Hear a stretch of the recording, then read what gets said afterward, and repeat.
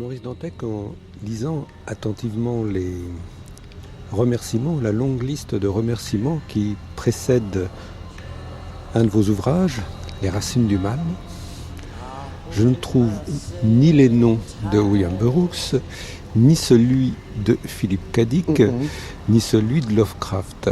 J'aurais dû. Alors Eh bien, alors pour ma défense, comment dire, il se trouve que c'est évidemment des influences énormes, mais qui précisément étaient tellement énormes, n'arrivaient même pas à rentrer dans le cadre de la liste de dédicaces que j'ai fait ou pour Les Racines du Mal ou même pour Babylon Babies. C'est une sorte d'oubli, je l'ai dit, sans doute un peu dramatique, mais c'est-à-dire que pour moi c'est une telle évidence que j'ai quasiment à deux reprises oublié de les signifier. Parce que, comment dire, oui, c'est vraiment un des... Mais c'est drôle que en plus tu es tapé directement sur les trois, quoi. Alors bon, sans doute faudra que je rattrape le coup, mais en fait c'est vrai que le meilleur moyen pour moi aussi d'être, entre guillemets, fidèle, j'aime pas tellement le mot, mais enfin, de continuer à travailler avec la perspective de ces auteurs en tête, c'est plus dans le livre lui-même. Alors je sais que dans la Sirène Rouge, à un moment donné, je rappelle William Burroughs à mes lecteurs par l'intermédiaire d'un personnage. Dans Babylon Babies, ça doit être Dick. Quant à Lovecraft, je m'en occuperai au prochain. Mais voilà, quoi. C'est vrai que c'est l'oubli majeur, mais en même temps, c'est parce qu'à mon corps défendant, ça me semblait tellement évident que je savais même pas trop comment le signifier. Burroughs, en tout cas, puisque c'est celui qui nous concerne pour cette série sur la Beat Generation. Très bien, d'accord. Burroughs me semble présent de manière presque explicite avec ses obsessions, avec notamment l'obsession justement du corps étranger, l'obsession de la manipulation. Oui, là j'allais dire que Burroughs a été vraisemblablement un des premiers auteurs à travailler là-dessus. Mais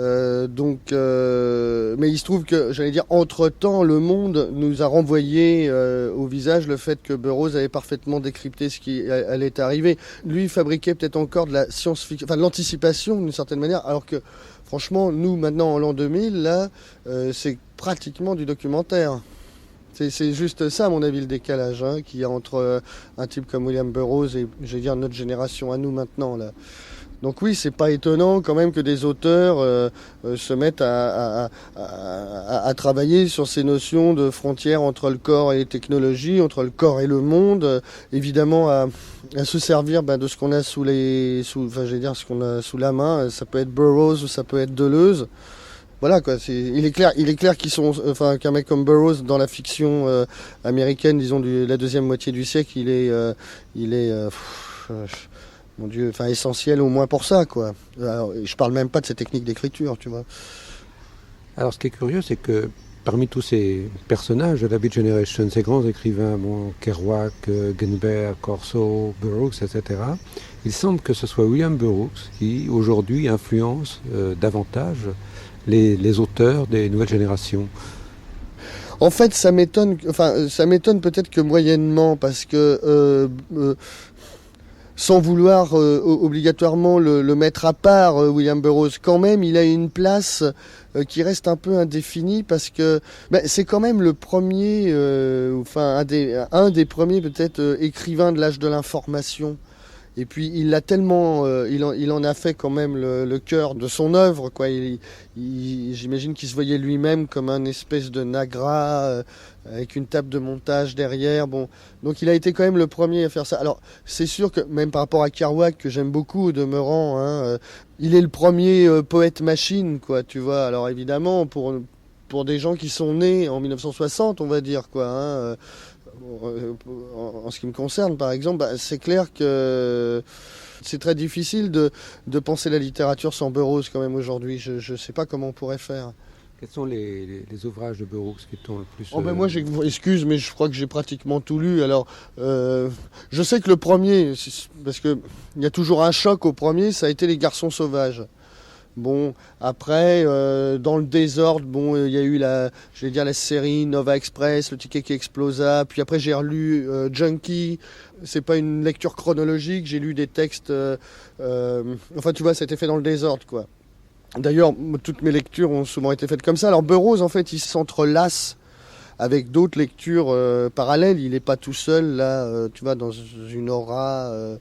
Non, il fait partie d'une sorte, là aussi, de table de mixage dans lequel, il y avait effectivement Dick ou Lovecraft ou Ballard, par exemple, ou d'autres écrivains. Spinrad, absolument. Et puis aussi plein d'autres choses. C'est ça aussi, si tu veux, c'est que... je fais peut-être partie d'un moment de l'histoire, si tu veux, où moi je pouvais lire, en même temps, à peu de choses près, justement Chateaubriand, William Burroughs, quoi.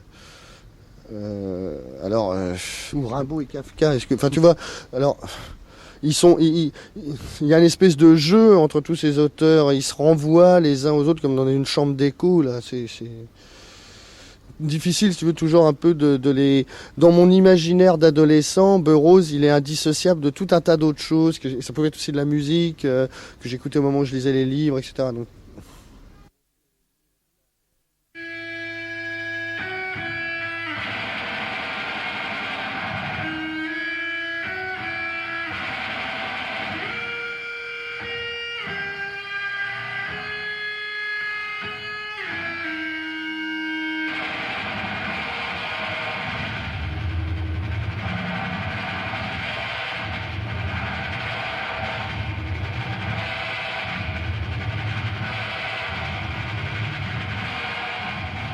Donc, moi je fais partie de la génération qui est arrivée après, si tu veux. Moi j'ai commencé à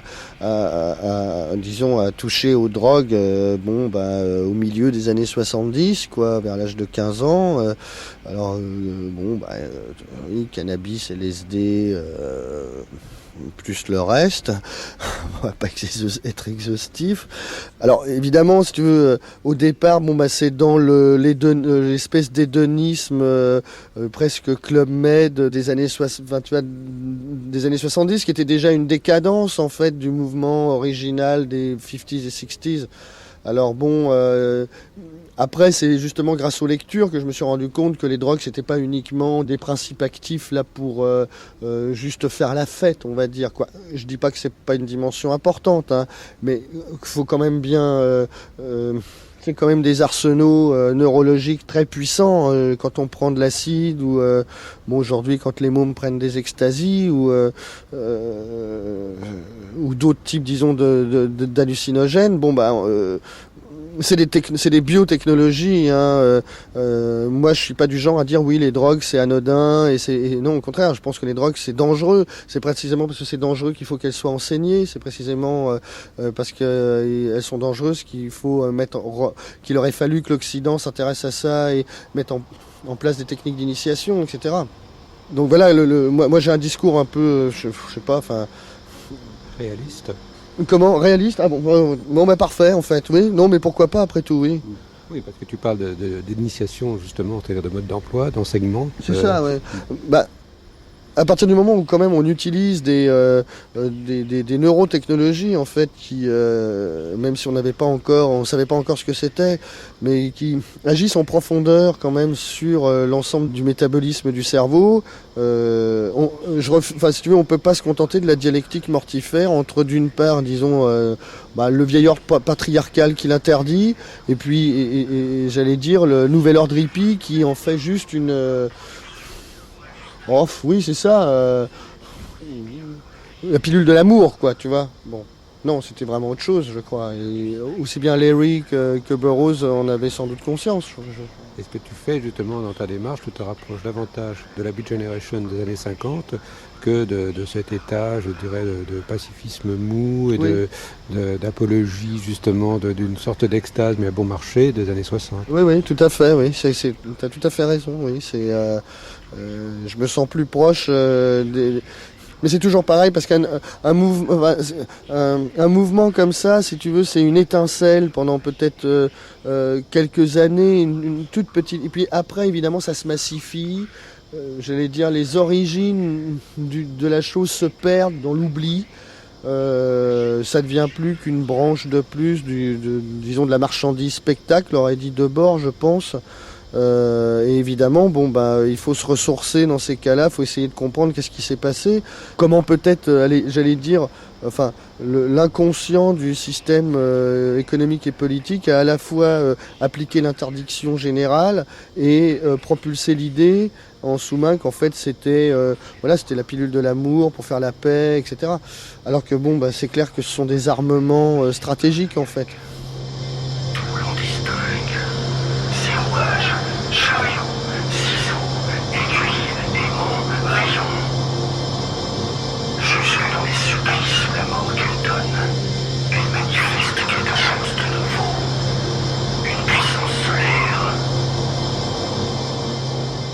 Toi, donc, Maurice Dantec, que tu viens après lui, mais est-ce que l'on peut considérer que tu es un disciple, en fait, de Burroughs ?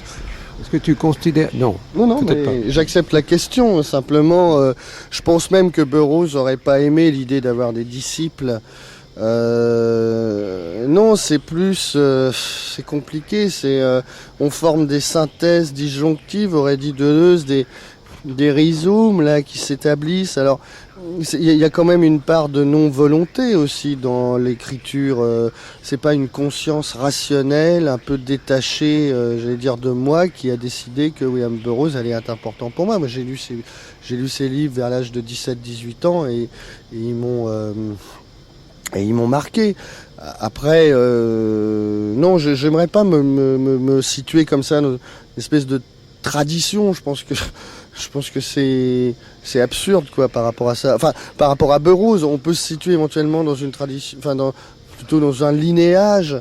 Mais dans ce cas-là, il est multipolaire quoi. Il faut qu'il couvre quand même beaucoup d'espace si on veut avoir une chance d'en produire quelque chose.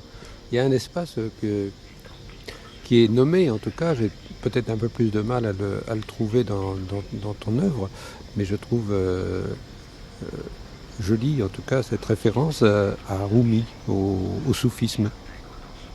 Oui, alors...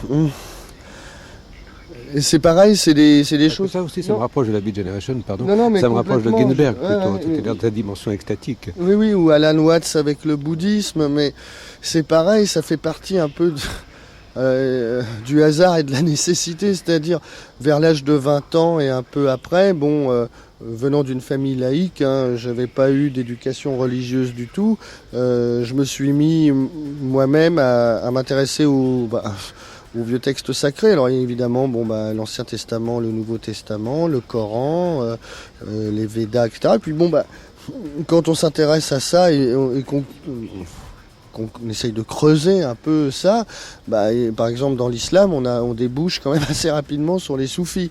Et si on se met à lire Rumi ou d'autres, alors, moi j'ai l'impression dans ces cas-là de participer à une expérience, quoi. Enfin, là c'est pareil. Ce type de littérature, c'est pas une littérature innocente entre guillemets. C'est une littérature qui vise on sent bien quand même, qui vise à un but qui est justement de créer une interface entre la conscience et Dieu, quoi. Donc alors après, on peut recevoir plus ou moins, la lumière. Voilà, quoi, c'est ça, ouais. Le schizophrène se tient à la limite du capitalisme. Il en est la tendance développée. Le surproduit, le prolétaire et l'objet Il trouve tous les codes et pour des codes. Moi, j'ai jamais eu l'impression d'être pessimiste. Désenchanté. Mais non, excuse-moi, mais même j'imaginais plutôt le théâtre des opérations comme une première... bataille pour le réenchantement du monde. C'est pas moi qui suis désenchanté, c'est le monde. Tu comprends ? Alors, évidemment, un écrivain, il est bien obligé quand même d'abord de rendre compte d'une certaine manière, même si on n'est pas des documentaristes, c'est pas ça, mais on est bien obligé de rendre compte malgré tout d'un état, ou plutôt d'un devenir du monde. Alors, ce désenchantement, il est opératif là aujourd'hui, donc il est évident qu'il faut le traduire. Après, moi j'avais plutôt l'impression que dans le théâtre des opérations, non, j'essayais là-dedans de trouver des ouvertures vers un après possible de la pensée. Donc mon désenchantement, excuse-moi, il est à la mesure du XXe siècle en fait, quoi. C'est le XXe siècle et ces abattoirs mécaniques qui nous ont produits quand même. Et cet après de la pensée serait nourri par quoi? C'est pas un après de la pensée, ce serait un après de la pensée aujourd'hui. Je veux dire, c'est comment la pensée, elle est constamment en devenir, sauf que évidemment, dans des sociétés qui massifient à tel point la pensée, qui massifient à tel point le langage, ça devient de plus en plus à la fois crucial et difficile. Alors, non, moi, si tu veux, je veux pas, comment dire, j'entends plutôt m'en prendre aux dialectiques qui s'établissent, par exemple, justement sur l'optimisme et le pessimisme.